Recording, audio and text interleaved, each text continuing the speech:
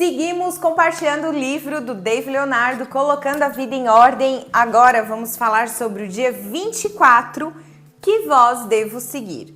Mateus 14, 25 ao 34, que vai falar sobre aquela passagem onde os discípulos estavam no barco e veio uma tormenta, eles começaram a se agitar e ouviram a voz de alguém, de um homem. Essa voz era do próprio Jesus, mas eles acharam que eram de uma assombração. E Pedro levantou-se e perguntou se era realmente ele. E Jesus falou que sim. Então, que se fosse ele mesmo, que Pedro conseguisse andar ao seu encontro. E Jesus falou, pode vir. E aí foi onde Pedro ousadamente começou a andar por sobre as águas. É algo extraordinário. Depois ainda ele olhou para o chão, para as águas, para os seus pés e viu que estava sobre as águas, se assustou, se afogou e o Senhor Jesus veio e tirou ele das águas. Então essa história é realmente muito legal, vale a pena ler lá no livro de Mateus, 14, 25, 34. E ele vem falar aqui no livro sobre qual voz nós estamos ouvindo. Será que é a voz de Jesus? Primeiro ponto é esse. Muitas vozes vêm nos falar coisas, os nossos amigos, familiares, as pessoas o tempo todo estão dispostas a dar opinião, a contribuir, a trazer a sua visão sobre a situação e tudo mais. Mas qual é a primeira voz que nós vamos ouvir, E nós conseguimos ouvir essa voz ou ela está confusa no meio de tantas outras vozes? Talvez a gente precise silenciar essas outras vozes, inclusive as nossas vozes, para conseguir escutar o que o Senhor está falando.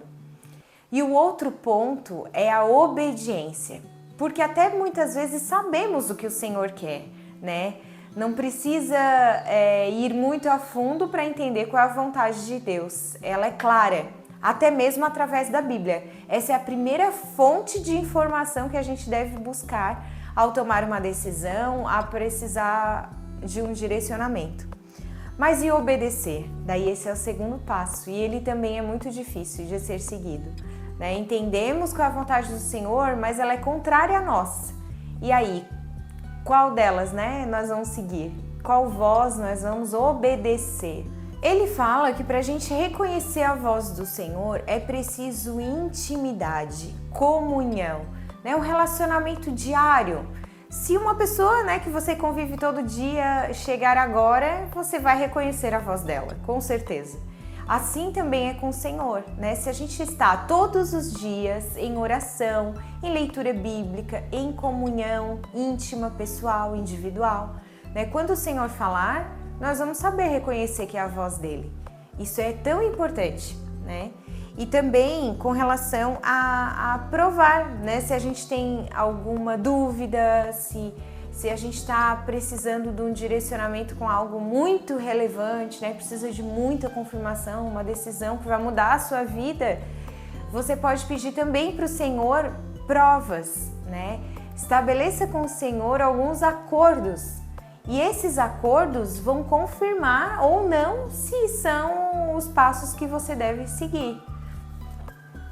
Inclusive, isso está aqui no desafio do dia, A palavra é clara ao dizer, provai e vede que o Senhor é bom. Bem-aventurado o homem que nele confia.